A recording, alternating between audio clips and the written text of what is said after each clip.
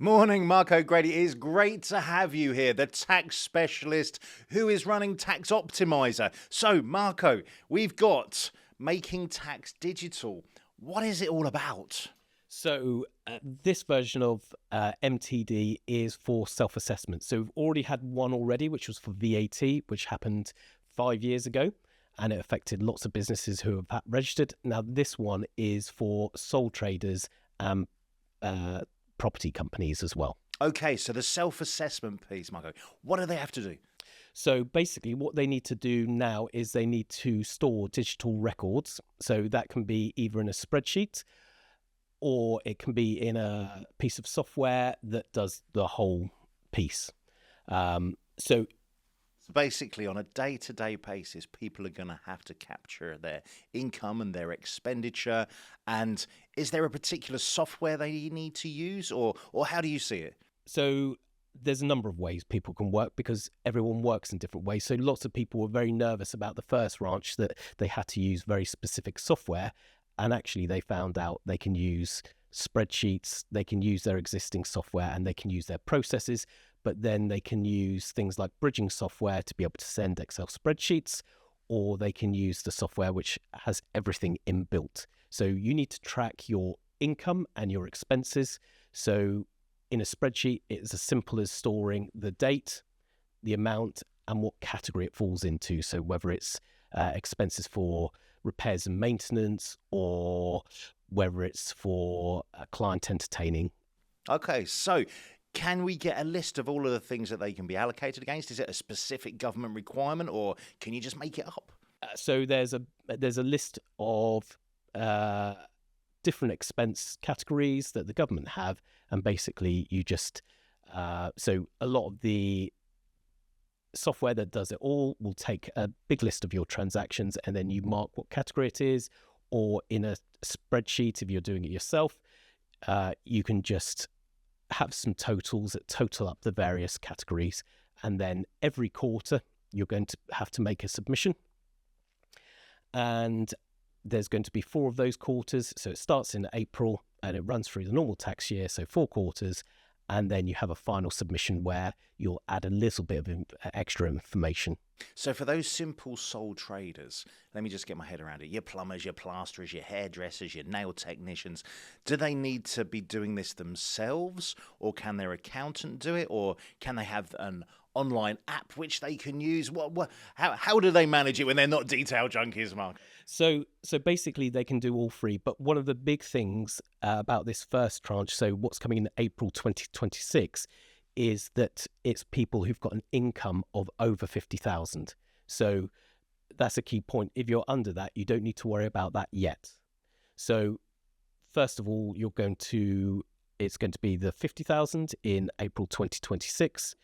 The following year is people who are earning with a turnover or income of between 30,000 and 50,000. And then in 2028, it's going to be people who are earning over 20,000. Okay, so there's some threshold levels there which we've got to be mindful of. Yeah. So not a massive panic for everybody at this moment in time, but if they've got a turnover of 50,000, then they're going to need to start looking at their finances on a monthly basis and then submitting it quarterly. Yeah. So this starts to get it into a space whereby people are going to have to look at their numbers, Marco. They're going to have to start feeling them. What are the features and benefits, do you think? So one of the big benefits is that people don't realize how much tax they've got to pay at the end of the year. And so they're just not prepared. And lots of people end up in, tough situations where they owe a lot. So you're gathering your information throughout the year. And then you'll do your end of year submission. And so you've got the benefit of that, but also the benefit that lots of small businesses don't do very regularly is monitoring their expenses. So you may have a subscription that you've got for a service that you don't use, a website service or something like that, and you forget to cancel it. Well, if you're reviewing everything regularly, you can sort of weed out those things, and you've got a better control of your business. So there's some really good caretaking opportunities and filtering things out and just starting to really understand your business, its profitability, and how you move that forward. So a little question from me, Marco. Historically, you would look at your figures and suddenly see that you may have made a profit or a surplus, and you think, oh, I could go out and I could make a commercial purchase for the business to reduce your tax liability. Is it going to stop those sorts of things? And no, I would no, it's not going to stop any of that. It's just going to improve that people have an awareness beforehand. So they've got an awareness rather than waiting till the end of the year and maybe missing when they could have. And that's a big problem with a lot of businesses. They miss buying a big capital allowance before the end of the year, and therefore missing out on the reduction that year. So this will in effect help it. Is this part of the whole making everything more digital? So you're looking at the directors of a business, and that's now being made digital. Your passports are being made digital. Is there a Big Brother thing going on here? No, not particularly. It's just what the government is trying to do is they want to be able to find problems that various businesses have and weed them out quicker. So they want to stop fraud and things like that. And they want to do investigations much quicker. The problem they get quite often is everyone's just got paperwork everywhere. And so what needs to happen with MTD is you track those transactions, everything at the transactional level, and then you total it up using software. That's the requirement, basically. You can see all of the environments and everything that's happened with the businesses from a national perspective as well. Yeah. So if HMRC audit you, then they're able to come in quite quickly and they're going to say, how did you get to that number? And that's the bit that they care about, is they want to be able to have an audit trail of tracking that. And it helps us as taxpayers that we've not just got people making stuff up, and that has happened a lot. And actually, what's really interesting is the clarity of approach. And one of the things I'm looking at from a national perspective with some of these new systems and regimes which are coming in is actually you can start looking at clusters which are accelerating in growth. You can see areas which may be having more potential, so may need more staff for the future. So actually, this gives a much, much bigger, as I would call it, UK PLC. And we can see the growth potential of some of the businesses we've got. And if they are growing 20% year on year, as is a high growth business, then actually we can look at how they're accelerated and how they're supported. So there's a number of things that will actually benefit from it in terms of not only the individual organisation, but the country potentially as a whole. Yeah. The government have much more information that they're able to look at how to benefit business. And, I've spoken to, HMRC a lot. And the thing that I would take away from them is they're not like this big brother trying to control us and do everything. They do listen to businesses and they do want the best. They're you and I, and they want the best for the country. And yeah, if we're getting more information, the government can say, well, we can put grants or something like that in place because they know more information about the businesses, and whether it's seasonal or something, they may be able to make some changes that benefit everyone. And the demographics as well, Marco. We see a lot around urban opportunities, but actually we can see rural businesses, we can see coastal businesses, we can see where we can actually add value to a whole range of different areas. So in effect, it's going to be a good thing. So what are your top tips, Marco? What are your top tips about MTD, making tax digital? Yeah. So what I would do is take a look at different areas of software to see what works for your business. You may find software that does everything for you, or you may have like bank statements here, income here from a credit card processor and that sort of thing, and you need to bring it in a different way. So if you've got a situation like that where you've got various income streams, you should use something like bridging software and put it all into a spreadsheet. Otherwise, I would investigate and look, because there's some software which is particular for properties. There's some, and there's lots of AI that will help you categorize transactions and that sort of thing. So it depends really what suits your business. So if someone wanted to get more information or wanted to start to understand a little bit more about their systems and their processes and how they pull it all together, and looking at whether or not they're using bridging software and all of those sorts of things, Michael, because it's a new terminology to some guys out there, where would they go? What would they do? Who's best to talk to? Yeah, so if you type in HMRC recognized software, HMRC have a marketplace, a list of all the companies that are providing the software, and they do have little bits of extras to say whether they're bridging software, whether they're full complete systems. And there's things to look out for, because some of the software just tracks the transactions to do the 4 quarters, but it doesn't do there's a process at the end, like a finalization of your tax return. Some of the software doesn't do that, so you may have to look for that as well. And so there's a couple of little bits to look out for there. But most of the software will do the whole process. Superb. So the big question on everybody's mind, is this going to cost more? So it depends. There's various ranges of software. Some of it's free. Some of it's fairly expensive. Some of it's, if you're thinking it's going to be a huge cost, it's not. So bridging software, as an example, my one is £30 a year, so it's not a huge cost. And it was very similar to the VAT, where everyone was worried that you've got all these software companies just trying to earn as much money out of you as possible, whereas it's not the case. And I found with the VAT part of it, in the first tranche, there's all these people phoning up worried, they're panicking, real panic. And actually, when they actually use the software and saw what you actually have to do, people were just like, is that it? And, people, it's not as stressful. So there's a concern in the unknown somewhat, when actually it becomes easier. It's a huge concern in the unknown, but actually it's not a real big problem. It's not a big issue. So the more we can do, the more information we can give. And I know HMRC are going to be doing online workshops and bits and pieces to bring people up to speed on this. Yeah. So it's going to be quite revolutionary then, Marco. Yeah. So we are, as a country, we're leading the way in terms of the other countries. We're leading the way with our tax systems and the modernization of our tax systems.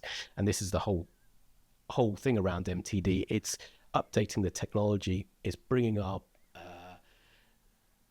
processes in line to be able to track tax, to be able to get the money in easier. And so it's a good step forward. So the UK is at the forefront. We are at the unbelievable, Marco. So that is fantastic. So Marco, literally live, we're having some questions coming in today, which is fantastic. Let me just take a look at these. So the first one is, does everybody have to do making tax digital? Are there any exemptions? So yeah, there are exemptions. So if, for instance, you can't use a computer for whatever reason, various reasons, you can apply to be exempt.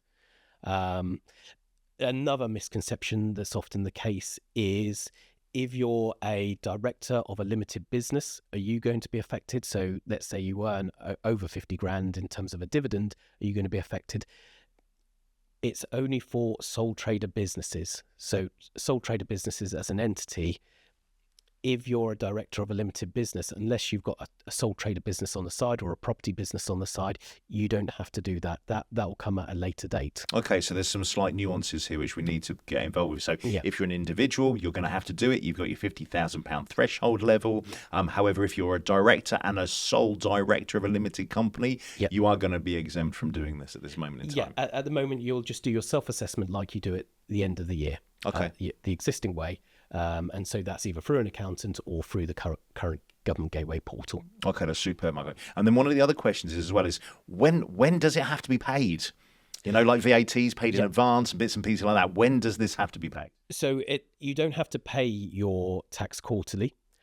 So you pay it at the end of the year, because you may have some adjustments to make. For various reasons, you may have adjustments to make, but you're just reporting the information regularly every quarter. Okay, so it's not going to hit cash flow. It's not going to cause people a concern, because I know that's some of the questions which come in. I'm going, oh my goodness, when do we actually have to pay this? So actually, in terms of the whole payment process and everything else, it's still very, very, very simple like it was last time. This is purely a reporting process to make sure that the government understands the finances that are flowing through your business. Exactly. Yeah. Okay, now that's cool. Yeah. Any other questions you can think of, Marco, which may be running on this? I've just put you on the spot there, haven't I? I'll put you on the spot there. So what we're doing is we've got these ones which are coming in at the moment. And in terms of the final deadline date, someone's asking that at the moment. What is the deadline date for them to get this in place? So it's going to start in April. And that's April 2026. April 2026 is when you're going to have to start using software if you're earning, if your income, and that's not your profit, so you can't reduce your expenses. If your income is over 50,000, that's when you have to register and go through the process. And will HMRC be contacting you to do this, or do you just have to do it yourself? So they will be sending emails out to everyone. There's a whole big campaign going on at the moment. And so you'll have to sign up and you'll go through a process very similar to what they did with VAT the other year. And you'll just go through and your government gateway account, and then you'll just run through a few questions. Okay, and if you don't do it, are there penalties? There will be penalties eventually, but they're going to be fairly lenient to start with. So we can quote you on that, Mark. No premium. I'm not liable for anything here. But they understand that these changes do affect businesses. They're very conscious of that. And so they're going to be a bit lenient, I think, to start with, but there will be fines if you don't comply. Is there any other advice you'd want to offer to those businesses out there who are tuning into this today? I mean, my main comment would be don't panic. It's not a huge, big change. It is just tracking the information that you're tracking anyway and calculating it. And whether it's software or not, the full software or not, it's not actually that scary to do. And you can speak to your accountant. So lots of people have accountants. They're all going to be helping people with this. If you're worried about it and you've got an accountant, go and speak to them, because they're all going to be, taking control of this, and they're all reviewing the different software at the moment to find out which is the best for their various customers. Okay, that's superb. And you've been very, very shy today. You haven't talked once about the companies that you run, Marco, which gives you this knowledge, this experience, and this insight into making tax digital. Do you want to tell us a little bit about your businesses? Yeah, so I've got two businesses. One is Tax Optimiser, which is purely accounting software. Mainly bridging software and tax submissions. So that's used by anyone from very small micro businesses and sole traders who are VAT registered to multinationals, massive groups, whose systems didn't support MTD for VAT. They've got various organisations, companies in a group, and they need to bring it all together and use a spreadsheet to submit it. So that's Tax Optimiser, and it's been running for 5 years, and there's lots of different organisations using it. And the other business that I've got is Mighty Accounting. So what I've done there is I've taken the submission process and lots of different